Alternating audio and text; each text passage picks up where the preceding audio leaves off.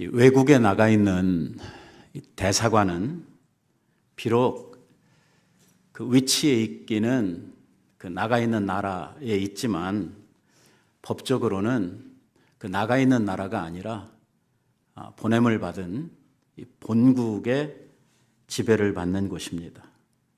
그래서 미국에 있는 워싱턴에 있는 한국 대사관은 미국 법에 접촉을 받는 것이 아니라 비록 미국의 워싱턴에 존재하고 있지만 그곳은 한국 법이 지배를 하게 되는 것입니다. 이것을 우리는 치외법권이라고 부르죠.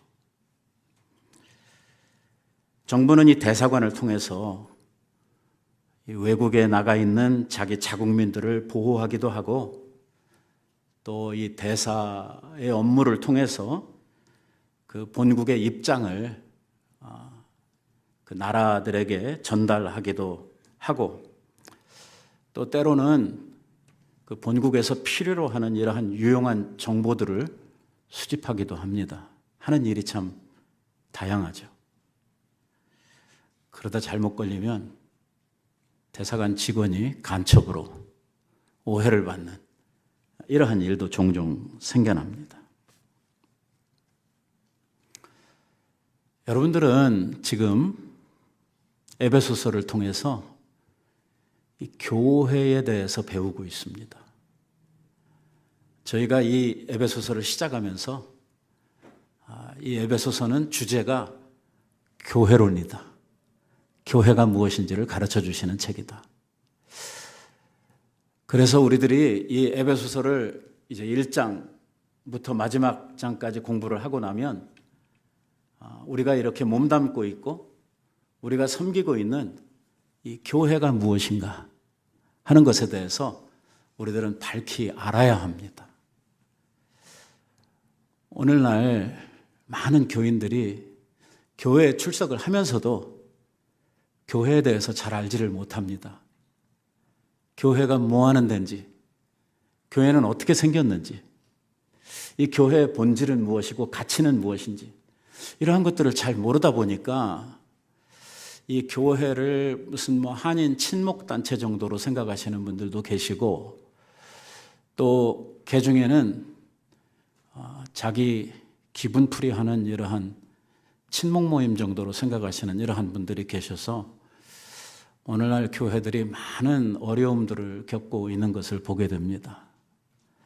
오늘 내가 정말 하나님의 은혜를 입어서 구원을 받고 하나님의 교회의 일원이 되었다고 하면 오늘 내가 몸담고 있는 이 교회가 뭐 하는 데인지 이 교회의 본질이 무엇인지 이러한 것들을 바로 알고 이 교회를 바로 섬기는 이러한 태도가 우리들에게 필요하겠죠. 오늘 우리가 읽었던 아주 짧은 이 말씀은요, 이 교회의 본질을 우리들에게 가르쳐주는 아주 중요한 말씀입니다. 조금 어려운 말씀을 제가 오늘 여러분들에게 드릴 것입니다. 그래서 여러분들이 정신을 빠딱 차리지 않으면 아마 중간에 자꾸 놓치고 졸음이 올지도 모릅니다. 하지만 매우 중요한 말씀입니다.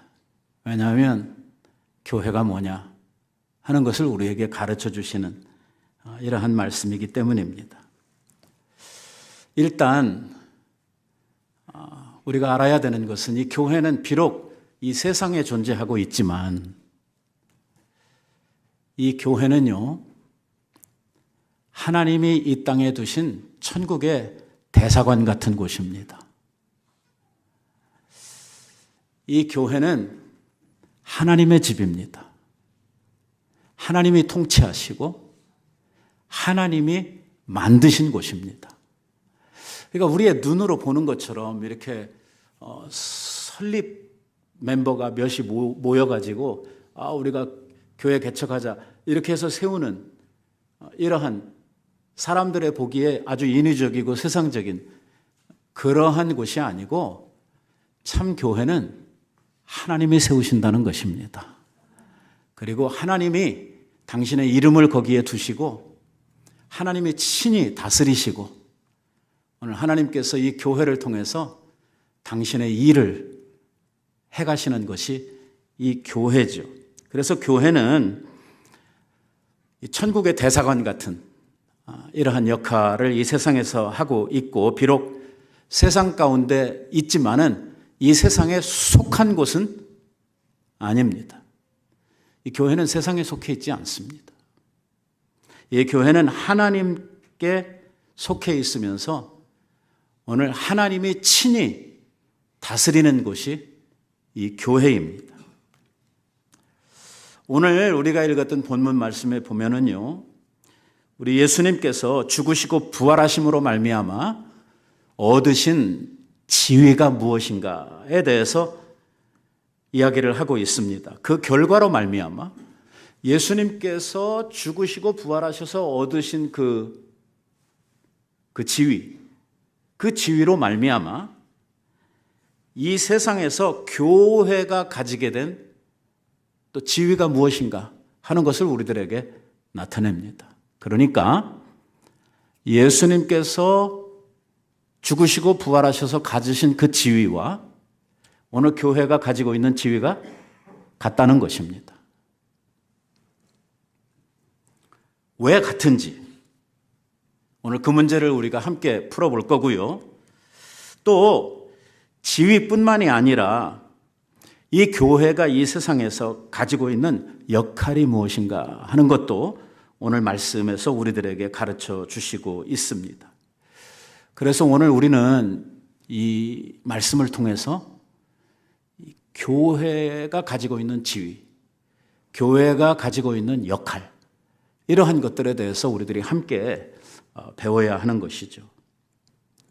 아까 읽었던 우리들의 말씀에 보니까 첫 절에서 20절에서 뭐라고 이야기하냐면 그의 능력이, 여기에 그는 누굽니까?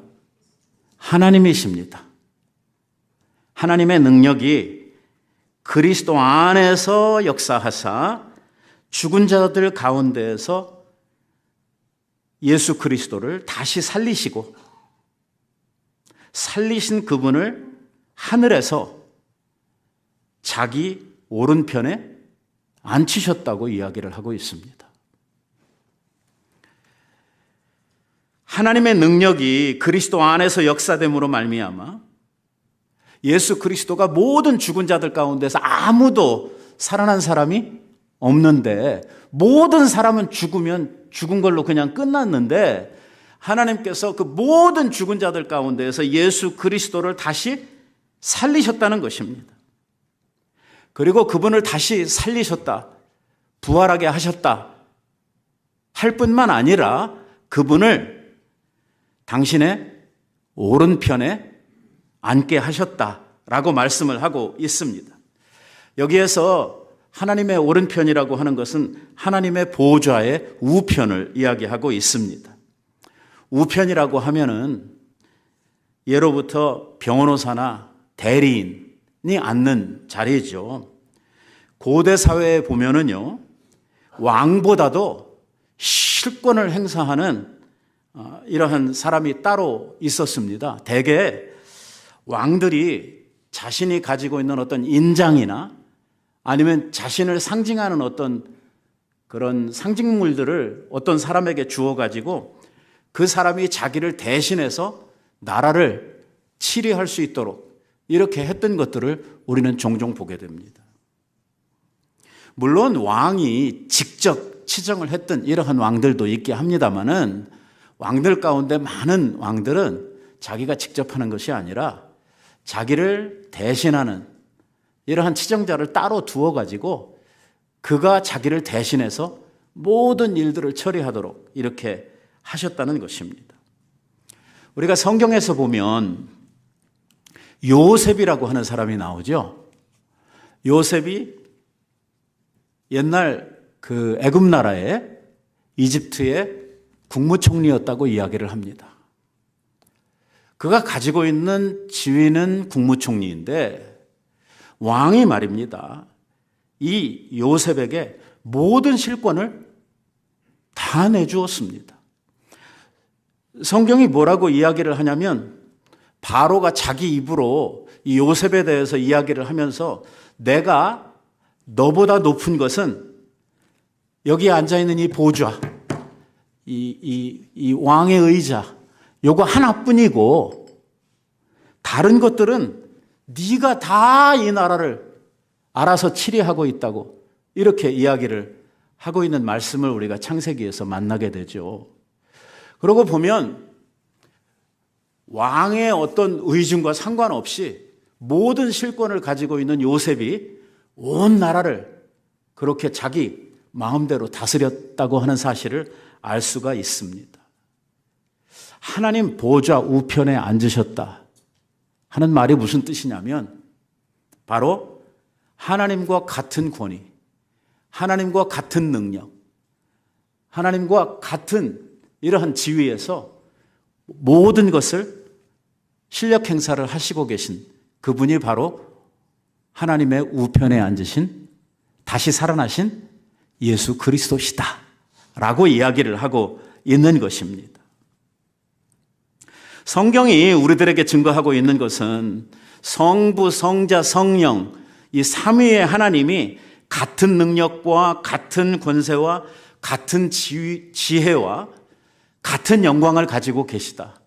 이 삼위의 하나님은 그분들이 가지고 있는 이러한 능력에 대해서 전혀 차이가 없으시다라고 우리들에게 이야기를 하고 있죠.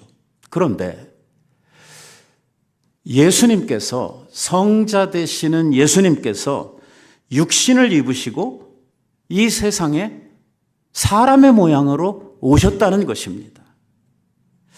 이것이 바로 하나님께서 우리에게 보여주신 당신의 사랑의 가장 큰 절정인데요.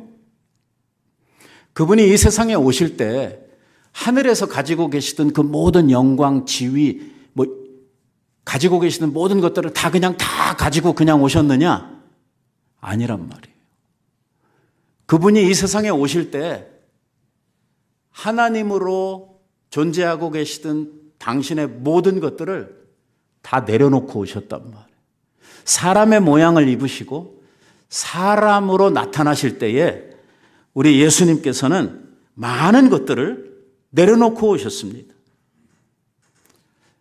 하나님이시기 때문에 막 천사들을 대동하고 막 사람들이 보기에 삐까뻔쩍하게 하늘로부터 막 천군과 천사들이 막 빵빠레를 울리면서 이렇게 오신 것이 아니라 예수님은 아주 비천하고 아주 초라하게 사람들 가운데에서도 말구유에 태어나는 이러한 사람들은 별로 없는데 주님께서는 이렇게 초라한 모습으로 이 세상에 오셨습니다. 이것이 우리 기독교가 가지고 있는 아주 중요한 진리 중에 하나입니다. 이 도성인신하신 예수 그리스도. 예수 그리스도의 인카네이션이 없었으면 곧 우리 기독교도 없습니다. 예수님이 하나님으로서 당신의 모든 것들을 비워내시고 사람으로 오셨다고 하는 거기에서부터 우리 기독교가 시작을 합니다. 어떻게 하나님이 사람이 될 수 있습니까? 아주 어려운 문제죠. 예수님은 원래 하나님이셨고 그분의 이름은 여호와였습니다. 그런데 이런 하나님이 당신을 비워내시고 사람이 되셨다는 겁니다. 이게 바로 여러분들이 읽으시는 빌립보서 2장에 나오는 말씀 아니겠습니까? 그는 원래 하나님의 본체시나 자기를 비워 종의 형체를 가져 사람의 모양으로 나타나셨고 하는 말씀이 바로 이 말씀입니다. 정말 엄청난 변화지요. 하나님이 사람이 되는 이러한 일입니다. 왜? 사람이 되셔야 사람의 죄를 대신하여 당신이 그 죄값을 짊어지고 죽으실 수 있기 때문입니다.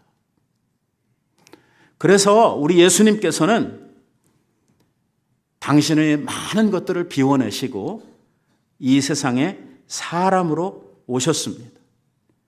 사람으로 오셨기에 그분은 하나님이셨음에도 불구하고 많은 제약들을 받으실 수밖에 없었습니다.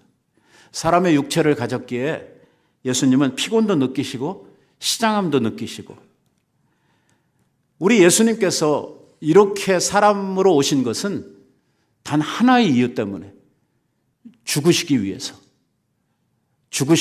이 세상에 오셨기 때문입니다. 왜 죽어야 됩니까?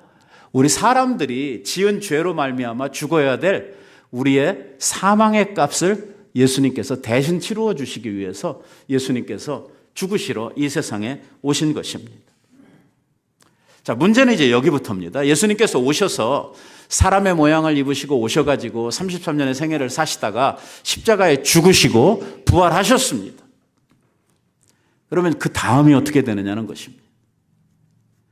그러면 예수님께서 우리의 죄를 대속하기 위해서 이 세상에 오실 때에 사람의 모양을 입으셨다가 일단 십자가에 죽으시고 그 대속의 죽음을 죽으심으로 말미암아 우리의 죄값을 다 치루었으니까 이제 그 모든 문제가 끝났으니까 예수님께서 부활하실 때에 하나님으로 완전히 복귀해가지고 하나님으로 다시 하늘로 올라가셨느냐 하는 문제입니다. 아니라는 거예요. 우리 예수님은요, 이 세상에 올 때 사람의 모양을 입으셨는데 다시 살아서 부활하신 후에도 우리 사람의 모양을 가지시고 하늘로 복귀하셨다는 것입니다. 오늘 그 안에 모든 충만함이 다 있습니다. 하나님으로서 가지시는 모든 능력과 영광과 모든 것이 다 있음에도 불구하고 하나님께서는 원래 있으시던 하나님의 영적 존재의 모습으로 회귀하신 것이 아니라 예수님은 사람의 모양을 입으신 그 모습 그대로 가지시고 그 안에 하나님의 모든 충만함을 다 채우시고 부활하셔서 천국으로 복귀하신 것입니다. 그리고 예수님께서는 하나님 보좌 우편에 앉아 계십니다. 이런 겁니다. 한번 육신을 입으신 예수님은 세상에 계실 때만 육신을 입고 있다가 부활하시고 하늘로 오르실 때는 육신의 이 껍데기를 다 벗어버리고 하나님으로서 이렇게 바꾸어 가지고 올라가신 게 아니고 육신을 입으신 예수 그리스도께서는 부활하신 후에도 그 입으셨던 육신을 그대로 가지시고 올라가셨다는 거예요. 단지 달라진 것은 그분이 부활하신 후에 하나님의 모든 능력과 하나님의 모든 권위와 하나님의 모든 지위를 다 회복하시고 올라가셨다는 것입니다. 자, 이게 굉장히 중요한 일입니다. 그분은 처음부터 하나님이셨는데 세상에 올 때는 사람이 되셨다가 지금은 어떤 상태로 계시냐면 사람의 모양을 가지신 하나님으로 존재하고 계십니다. 이해하셨습니까? 어렵습니까? 자, 지금 우리 예수님은요, 육신을 입고 계시는 하나님으로 존재하고 계시다는 것입니다. 뭐 하고 있습니까? 우리 예수님은 지금? 많은 분들이 아마도 대답을 속으로 하기를 예수님 지금 기도하고 계십니다. 그것은 예수님께서 하시는 일 중에 지극히 작은 일 중에 하나고요. 예수님께서 지금 하고 계신 큰 일은 뭐냐면 지금 하나님 보좌 우편에서 이 세상을 통치하고 계시다는 것입니다. 예수님이 이 세상을 다스리고 계십니다. 그래서 예수님을 우리는 뭐라고 부르냐면 만왕의 왕이라고 부릅니다. 왜? 온 세상을 그분이 지금 다스리는 일을 하고 있다는 것입니다. 왕권을 행사하고 있는 것입니다. 그래서 아까 읽었던 말씀 21절에 보니까 이런 말씀이 나오는 거예요. 모든 정사와 권세와 능력과 주관하는 자와 이 세상뿐만이 아니라 오는 세상에 일컫는 모든 이름들 위에 뛰어나게 하시고 라고 하는 말씀이 따라 나오죠. 여러분, 우리는 여기서 아주 어려운 말들을 대하게 됩니다. 모든 정사와 권세와 능력과 주관하는 자와 하는 이러한 이야기들 말입니다. 이게 세상에서는 우리들이 진짜 한 번도 들어보지 못한 이러한 이야기들을 여기에 나열하고 있는데요. 이러한 이야기들은요, 하나님의 통치에 관련해서 하시는 이러한 말씀들입니다. 많은 직책들이 천사의 직책들과 연관되는 이러한 명칭들을 나타내고 있는 것입니다. 하나님께서 이 세상을 통치하실 때 하나님의 만드신 영적 피조물인 이 천사들을 사용해서 이 세상을 다스려 나가시는데, 그 사용하시는 천사들의 역할이나 직책들을 나타내는 단어가 바로 저기에 열거하고 있는 이러한 말들입니다. 여러분, 이 비슷한 말을 성경 다른 곳에서 본 적은 없습니까? 아마도 성경을 좀 읽어보신 분이라고 하면 저 내용들이 상당히 익숙하게 다른 곳에서도 여러분들이 본 적이 있다고 대답을 하실 텐데 말입니다. 조금 이따 그 문제는 한번 연관을 지어보고요. 중요한 것은 뭐냐면 예수님께서 지금 하늘에 오르시어서 하나님 보좌 우편에서 뭐 하고 계시냐? 세상을 다스리고 계시다는. 당신의 왕권을 가지시고 세상을 다스리시는데 당신이 모든 것을 홀로 알아서 다 하시는 이게 아니라 당신의 권세를 가지시고 무엇을 사용해서 저 정사와 권세와 세상의 주관자들과 수많은 그 영적 피조물들 또 하나님께서 사용하시는 이러한 이 천사들을 동원해서 이 세상을 지금 다스리고 계시다고 하는 것입니다. 우리의 눈으로 보기에는 이 세상의 지도자들, 예를 들면 뭐 트럼프라든지 뭐 우리나라는 없어졌네요. 아무튼 다음에 될 대통령이라든지 이런 사람들에 의해서 나라가 이렇게 유지되는 것처럼 우리의 눈에는 이렇게 보이지만 사실 하나님께서는 이 세상을 통치해 가시면서 수많은 하나님의 다스리는 것들, 영적 피조물들을 통해서 이 세상을 지금 주관하고 계시다는 것입니다. 오늘 하나님께서 모든 일을 다 다스리신다고 하면 이 세상이 하나님의 뜻대로만 되어지는 것이 맞는 것 같습니다. 그런데 왜 이 세상에는 하나님의 뜻이 실현되는 것 같지 않고 왜 이 세상에서는 막 자꾸 이상한 일들이 많이 일어나고 우리의 눈으로 보기에도 너무 사악한 이러한 일들이 일어납니까? 왜 악한 이 대통령이나 이 정치하는 사람들이 생겨가지고 수많은 사람들을 그렇게 막 죽이고 하는 이러한 일들이 왜 일어납니까? 우리는 이 세상의 구조를 좀 알 필요가 있습니다. 이 세상은요, 하나님의 통치만 있는 것이 아닙니다. 완벽한 하나님의 통치가 일어나는 곳을 우리는 뭐라고 부르냐면 하나님의 나라라고 부릅니다. 하나님의 나라라고 부르는 영어로 하면은요, Kingdom of God이라고 하는데요. 이 킹덤이라고 하는 이 하나님 나라는 뭘 가르치냐면 이 땅을 가르치는 것이 아니라, 그러니까 미국 하면은 이 땅이 있잖아요. 한국 하면 또 그 땅이 있고 그런 개념의 나라가 아니고 하나님의 나라 하면은요, Kingdom of God 하면 이 나라는 뭐에 대한 거냐면 왕권에 대한 것입니다. 누구의 권세가 그곳에 미쳐지고 있느냐, 누가 다스리느냐 하는 문제를 놓고 우리는 하나님 나라라고 하는 말을 사용합니다. 하나님의 통치가 있는 곳, 하나님의 다스림이 온전하게 이루어지는 곳을 우리는 하나님의 나라라고 부릅니다. 그런데 예수님께서 지금 하나님 보좌 우편에서 정말 많은 것들을 지금 다스리고 계시다 이렇게 이야기를 했는데, 하나님의 예수 그리스도의 그 다스리심이 이 세상 가운데도 있는데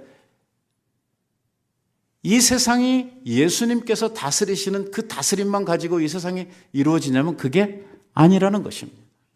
이 세상에는요, 사단의 국권 조직이 움직이는 이 사단의 나라가 이 세상에 존재하고 있다는 것입니다. 사도 바울이 에베소서에서 이 말씀을 했습니다. 아마 여러분들이 다른 데서 저 말씀을 본 적이 있냐고 제가 물어봤던 이것에 대한 대답이 될 텐데요. 에베소서 6장 12절에서 뭐라고 이야기를 하냐면 우리의 씨름은, 우리의 싸움은 혈과 육에 대한 것이 아니요, 정사와 권세와 이 세상의 어두움의 주관자들과 하늘에 있는 악한 영들에 대함이라. 아까 이야기한 거하고 좀 비슷한 이야기들이 여기 쭉 기록이 되죠. 자, 사단이 하나님의 나라라고 하는 이 하나님 나라의 국권 조직만 존재하고 있는 것이 아니라 사단이 통치하고 있는 이 사단의 어두움의 이 흑암의 나라가 있다는 거예요. 이 마귀가 지금도 조종하고 마귀가 역사하고 있는 이 어두움의 나라, 이 악의 세력이 존재하고 있는 이 사단의 나라가 이 땅에 있다는 것입니다. 그 사단도 굉장한 국가와 같은 이러한 국권 조직을 가지고 움직이고 있어요. 그 안에 귀신들이 있어요. 악한 영들이 있어요. 정사를 가지고 또 역사를 한다고 이야기를 하고 있죠. 사단이 움직여서 자기의 뜻을 이루어가고 이 흑암과 이 죄악의 나라로 그 나라를 이끌어가는 사단의 강력한 이러한 다스림이 이 세상에 있다는 것입니다.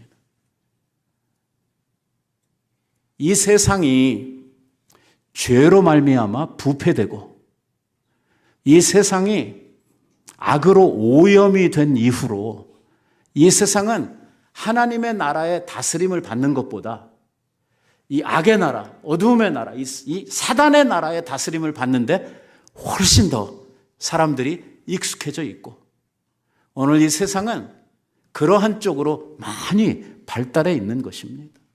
그런데 그 가운데에서도 오늘 하나님께서는 예수 그리스도를 통해서 하나님의 나라를 이 세상 가운데 건설해 가시고 이 하나님의 나라를 우리 가운데 확장시켜 가고 있는 가운데 있는 것입니다.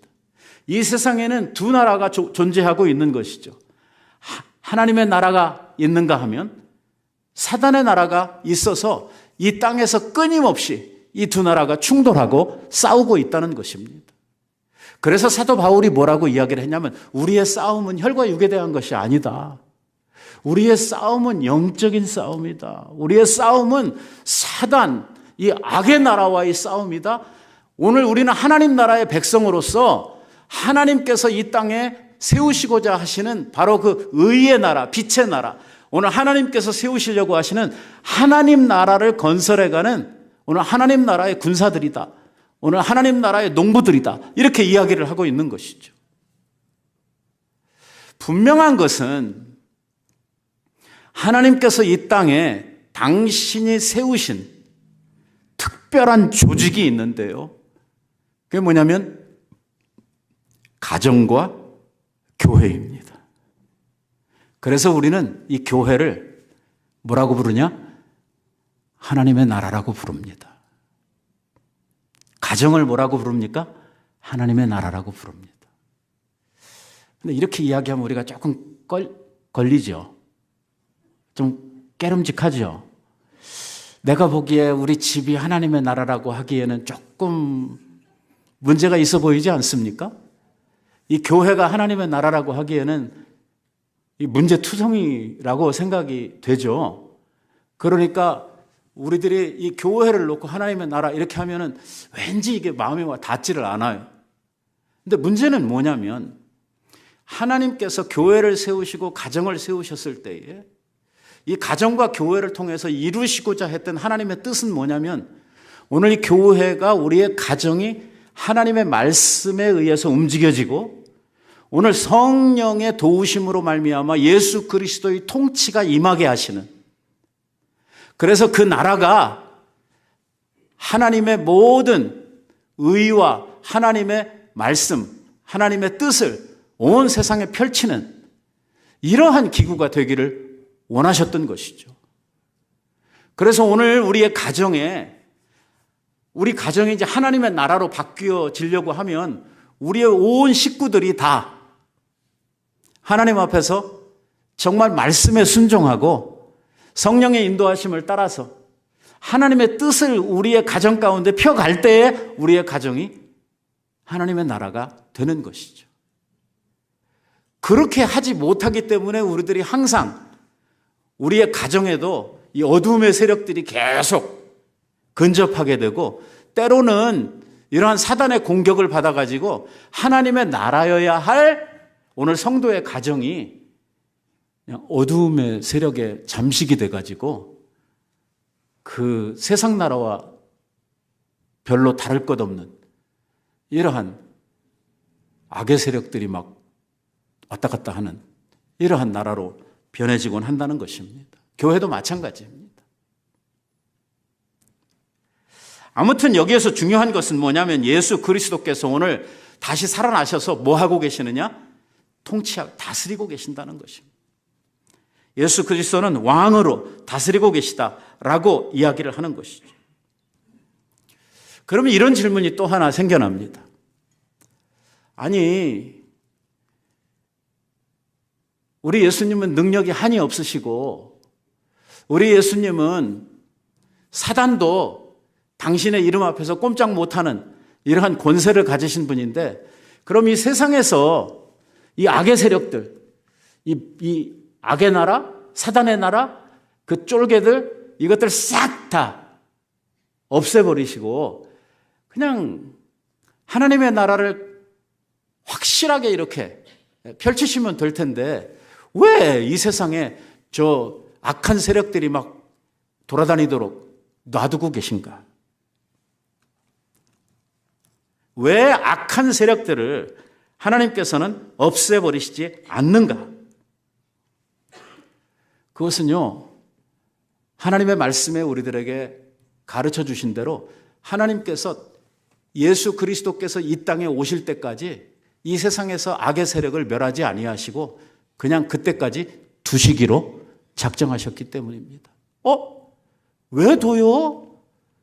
이런 나쁜 것들은 빨리 깨끗하게 해치워야 우리들이 사는데도 편하고 세상이 좀 좋아질 것 아니겠습니까? 왜 그렇게 하셨어요? 그것은요, 이 세상을 살고 있는 저와 여러분들을 위해서입니다. 우리 성도들을 위해서, 우리 교회를 위해서 이것들을 남겨놓으셨어요.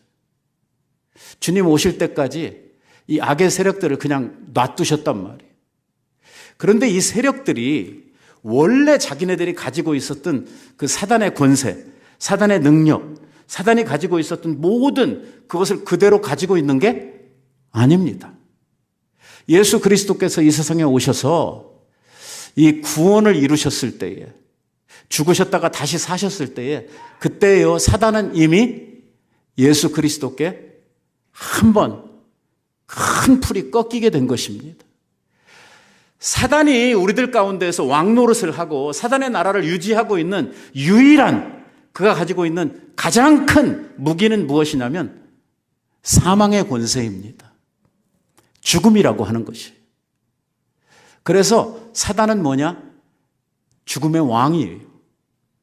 사망의 왕이라고. 가만히 생각해 보세요. 우리들이 걱정하고 근심하고 우리들이 생각하는, 우리를 불안케 하는 모든 것들의 뒤에는요, 이 죽음이라고 하는 것이 딱 도사리고 있습니다.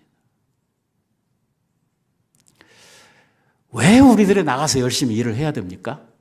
안 하면 안 됩니까? 안 하면 굶어 죽잖아요.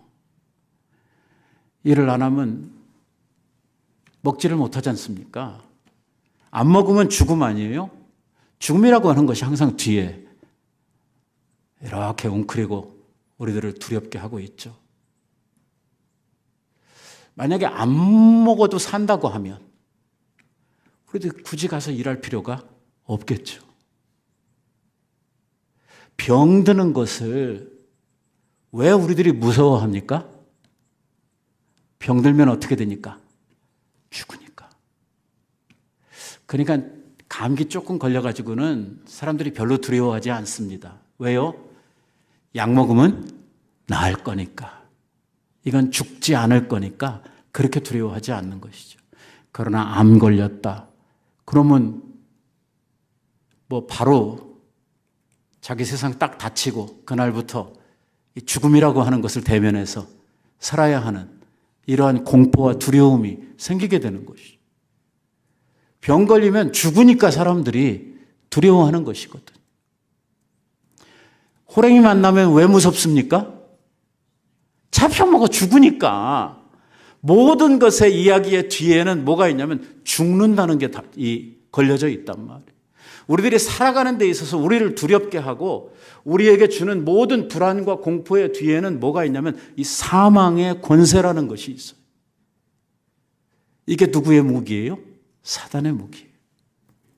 그런데 이 사단이 자기가 가지고 있는 가장 강력한 무기, 이 죽음, 이 사망이라고 하는 것을 가지고 예수님을 공격을 했어요. 예수님 죽으셨죠. 십자가에 죽으셨습니다. 지금까지의 모든 인류는 죽으면 그걸로 끝이었어요. 아직까지 죽었다가 살아난 사람은 한 사람도 없었거든요. 오죽하면 우리가 욥기를 읽어보면 욥기 가운데 욥이 이런 이야기를 해요. 사람이 죽으면 어찌 다시 살 수가 있겠습니까? 하는 말을 한다고. 욥은 대단한 믿음의 사람인 줄 알았더니 이게 뭔 소리야? 믿음은요, 이 욥은 아브라함보다도 더 오래전에 살던 사람이거든요. 그러니까 사람이 죽고 다시 산다는 개념 자체가 없었어요. 그런데 예수님은 사단의 공격으로 말미암아 죽음, 사실은 사단이 공격해서 예수님이 약해서 그 공격을 받아 돌아가신 것이 아니라 예수님께서는 처음부터 사람들이 죄를 지음으로 말미암아 사망이 그 위에 왕노릇하고 있고 사람들이 짊어지고 가야 하는 그 사망의 값을 예수님이 대신 치루어 주시기 위해서 예수님께서는 처음부터 죽기 위해서 이 세상에 오셨죠. 그래서 사단이 그렇게 공격하는 이 사망이라고 하는 그 권세 아래로 예수님께서 들어가시게 되죠. 죽으셨어요. 이 죽음의 음부의 권세 아래 내리셨다가 예수님께서 죽음을 이기시고 다시 부활을 하신 것이죠. 이렇게 됐을 때에 사망을 이기는, 죽음을 이기는 권세가 예수 그리스도께 있고, 만약에 죽음이라고 하는 것이 작동을 안 한다고 하면 사단에게 죽음이라고 하는 것이 무기로 더 이상 그에게 효과가 있습니까? 없습니까? 만약에 여러분들 죽어도 여러분들이 다시 사는 게 확실하다고 하면 죽는 거 두려워하겠어요? 안 하겠어요? 두려워할 리가 없잖아요. 우리는 죽으면 끝난다고 생각하니까, 우리는 죽음이 마지막이라고 생각하니까 두려운 것이지, 죽어도 우리 다시 살 거야. 이게 죽었다가 요즘 영화 같은 거 보면 뭐 색깔 이렇게 변해가지고 다시 태어나고 다시 일어나고 막 이래. 우리가 다시 일어나는 게 확실하다고 하면 죽음이라고 하는 것이 더 이상 우리에게 두려움이 될 수가 없을 것입니다. 우리 예수님께서 사망의 권세를 이기시고 다시 사심으로 말미암아 사단이 더 이상 예수님을 향해서 사용할 수 있는 무기가 없어진 것이죠. 그래서 사단이 일단 한풀 꺾인 거예요. 지금 그 나라를 완전히 예수님께서 다 없애버리시지 않으셨지만, 주님이 오시는 그날까지 이 세상에 사단의 나라가 존재하고 있지만 이미 사단은 예수님에게 한풀 꺾인 것이죠. 오늘 그리스도를 믿고 예수 그리스도의 부활을 믿는 자들에게는 더 이상 죽음이라고 하는 것이 작동을 합니까? 안 합니까? 하죠. 왜 해요? 부활을 똑바로 안 믿으니까. 우리 성도들이라고 하면서도 주님의 부활을 아멘 이렇게 해놓고도 실제로 자기의 삶에 이 문제가 다가오게 되면 이거를 못 믿으니까, 이게 안 믿어지니까 자꾸 죽음 앞에서 우리들이 두려워하고 자꾸 그 앞에서 우리들이 믿음이 약해지는 것이거든요. 이 부활신앙이 확실하게 우리들 속에 존재하게 있게 되면 우리는 죽음을 두려워할 필요가 없는 것이죠. 왜? 그리스도 안에서 다시 사는데 뭐가 걱정이에요? 걱정할 게 하나도 없는 것이죠. 다시 말하면 우리들 안에 있는 부활신앙이 너무 약해서 부활신앙을 믿지 않기, 내가 다시 산다고 하는 것을 믿지 못하기 때문에 항상 그 앞에서 우리들이 두려워하게 되는 것이죠. 오늘 그래서 예수님께서는 하나님의 자녀들에게 예수 그리스도의 이름의 권세를 주신 거예요. 그 이름의 권세가 뭐냐? 사망을 이기시는 권세예요. 사망을 이기시는 권세라고 하는 말은 다른 말로 바꾸면은 사단을 이길 수 있는 권세지요.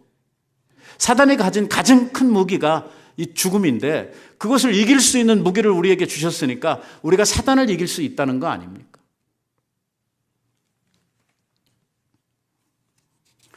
우리 주님께서는 우리 성도들로 하여금 이 세상을 살면서 예수 그리스도의 이름의 권세를 가지고 사단을 이기며 살라고, 그래서 우리가 영적인 전쟁이 일어나는 곳마다 사단과의 전투에서 우리들이 승리하라고, 하나님 앞에 많은 승리의 결과들을 가지고 하나님 앞에 영광을 올려드리고 승리함으로 말미암아 하나님 앞에 많은 상급을 쌓으라고 우리 주님께서 사단의 세력을 완전히 없애시지 않으시고 이 땅에 놔둔 거거든요. 근데 문제는 뭐냐면 이거를 우리가 이기고 승리해서 하나님 앞에 우리의 어떤 업적을 쌓아야 되는데 이게 맨날 사단한테 자빠지고 쓰러지고 얻어맞고 처절하게 맨날 깨지는 일만 계속하니까 이게 심각한 문제거든.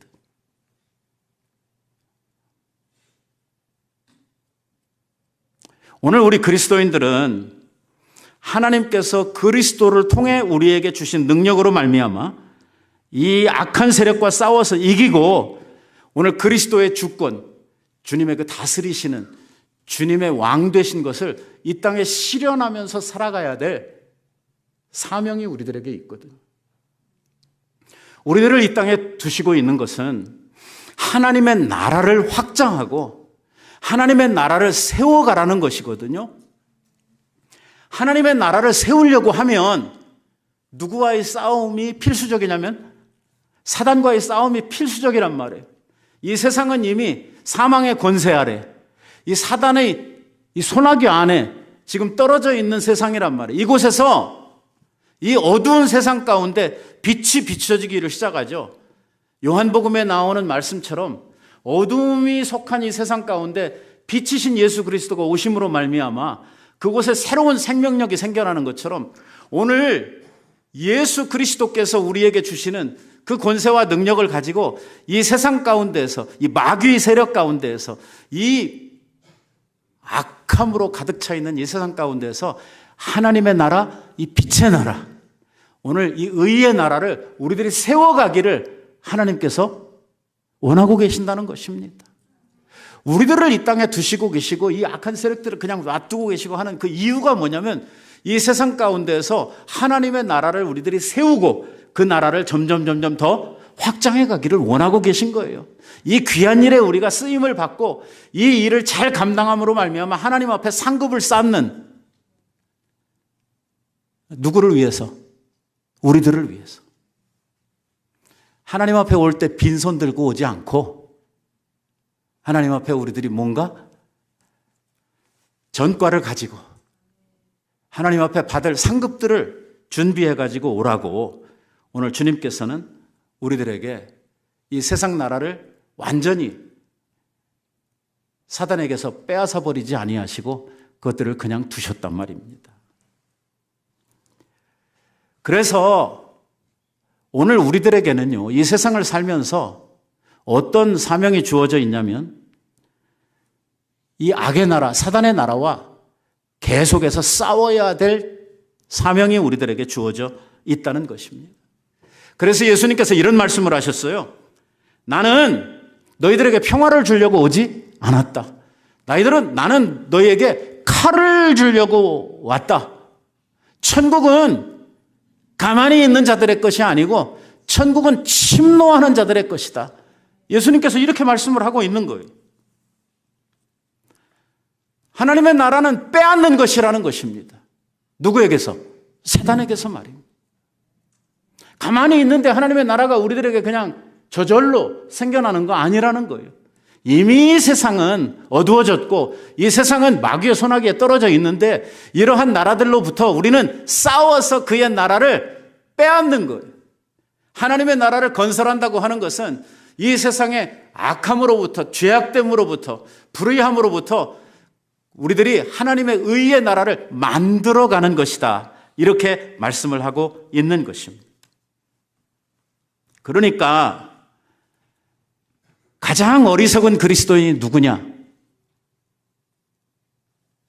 편안하게 예수 믿으려고 하는 사람이에요. 속으로 생각하기를 예수 믿으면 모든 것이 다 편하고 좋아지겠지. 이렇게 생각하는 사람이 가장 어리석은 사람.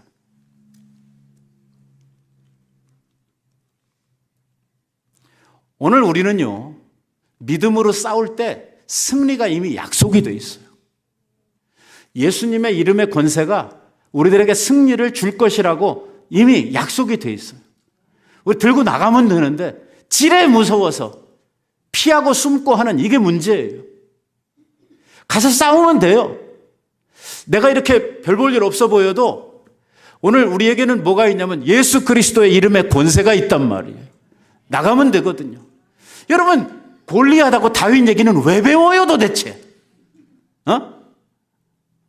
비록 골리앗 앞에 서 있는 다윗이 보잘것없어 보이고 저게 뭐 할 거 같냐 싶지만 여러분, 다윗이 골리앗 앞에 나아갈 때 들고 갔던 게 뭐예요? 칼이에요? 창이에요? 자기를 보호할 수 있는 무슨 군장을 잘 챙겨갔어요? 뭐 가지고 갔어요?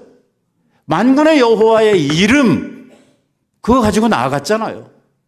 그런 것처럼 우리를 무섭게 하는, 우리 앞에 놓여져 있는 골리앗과 같은 이러한 거대한 우리의 적이라고 하더라도 오늘 우리는요, 그리스도의 이름의 권세를 가지고 나아가서 싸우면 우리는 다윗처럼 골리앗을 넘겨뜨릴 수 있다는 것입니다. 이미 승리는 우리들에게 약속이 된 것이라는 거예요. 우리가 부르는 찬송 중에 이런 찬송이 있어요. 옛 원수 마귀는, 아시죠? 이때에 힘을 써, 옛 원수 마귀는 이때도 힘을 써 모략과 권세로 무기를 삼으니 천하에 누가 당하랴? 문제 제기를 합니다. 당할 자가 없어요, 이 사단의 권세 앞에서. 그리고 이 찬송가 작자가 이렇게 말을 하네요. 내 힘만 의지할 터면 어째요? 패할 수밖에 없도다. 내 힘만 의지할 터면 패할 수밖에 없도다. 힘 있는 장수 나와서 날 위해 대신 싸우네. 이 장수 누구뇨? 찬송 몇 번 불렀어요? 수도 없이 불렀죠, 여러분들. 이 찬송. 이 땅에 마귀 들끓어 우리를 삼키려 하나 진리는 살아서 영원하리라. 노래는 잘해요. 그런데 실제 삶에 가서 이거를 내게 주신 약속들로 실천을 하지 못한다는 것이 문제입니다. 어떻게 하늘에 계신 예수 그리스도, 하나님 보좌 우편에 앉아있는 예수 그리스도의 통치, 그분의 능력, 그분의 그 모든 지위 같은 것이 어떻게 우리들에게 힘이 되고 어떻게 우리들에게 능력이 됩니까? 그것은요, 우리가 예수님과 가지고 있는 관계 때문입니다. 오늘 22절 말씀이 우리들에게 그걸 이야기하고 있습니다. 자, 잘 봅시다. 또 만물을 그 발 아래 복종하게 하시고, 누구의 발 아래? 예수 그리스도의 발 아래. 하나님께서 당신의 지으신 모든 피조세계의 만물들을 예수 그리스도의 발 아래 복종하도록 이미 만드셨다는 거예요. 그리고 만물 위에 교회의 머리로 누구를? 예수 그리스도를 주셨다는 거예요. 세상에 있는 모든 것들은 그리스도의 발 아래에 있다는 거예요. 그 그리스도가 교회의 머리가 되셨다는 것입니다. 하나님께서 그분을 교회의 머리가 되게 하셨다 하는 말씀이잖아요. 맞습니까? 그렇게 써 있죠. 그러면 교회는 무엇입니까? 교회는 건물이 아니고, 교회는 예수 그리스도를 구주로 영접하고 하나님의 자녀가 된 사람들의 이 모임, 이 예수 믿는 사람들의 공동체가 교회죠. 그러니까 교회는 건물이 아니라 사람입니다. 이렇게 예수를 믿음으로 말미암아 하나님의 자녀가 된 우리들의 머리로 누가 오셨어요? 예수 그리스도가 오셨다는 거예요. 예수 그리스도는 우리의 머리예요. 그럼 우리는 뭐예요? 그렇죠. 만약에 예수님이 머리라고 하면 우리들은 그 밑에 붙어 있는 몸이에요. 우리는 지체예요. 관계가 어떻게 돼요? 뗄래야 뗄 수 없는 머리와 몸의 관계란 말이에요. 모든 것은 이 위로부터 나오고, 오늘 이 위로부터 주시는 능력을 따라서 우리들이 얼마든지 그리스도의 권세와 그리스도의 능력과 그분의 지위와 그분의 모든 것들을 가지고 사단의 세력들을 물리칠 수 있는, 이길 수 있는 이러한 것이 우리들에게 이미 주신 바 되셨다는 거예요. 우리의 머리는 예수 그리스도라고 이렇게 밝히시는 것이죠. 몸은 머리와 항상 함께 있는 것입니다. 떨어질 수 있습니까? 없습니다. 몸이 없는 머리가 있을 수 없고, 머리가 없는 몸이 있을 수 없습니다. 비록 예수 그리스도는 하늘에 계시고 우리는 이 땅에 있지만, 한 몸이 머리와 함께 연락되어져 있는 것처럼 예수 그리스도는 우리와 연결되어져 있다고 지금 에베소서는 밝히고 있는 것입니다. 이 교회의 위대함이 어디에 있느냐? 이 교회는 바로 만물 위에 뛰어나신, 만물 위에 가장 크신 예수 그리스도를 머리로 하고 있는 몸이 되기 때문에 우리가 영광스럽고, 오늘 우리에게 모든 권세와 능력이 주어져 있다는 것입니다. 오늘 이 안에서 성령이, 하나님의 영이 강력하게 역사하고 있는 것입니다. 그래서 오늘 우리가 이 바로 예수 그리스도와의 온전한 관계, 그리고 오늘 하나님을 향한 분명한 신앙 고백을 가지고 살아갈 때에 오늘 이러한 예수님의 모든 능력이 우리 가운데 충만해지도록 되어져 있는 것입니다. 얼마나 우리들이 존귀한 자들인지 모릅니다.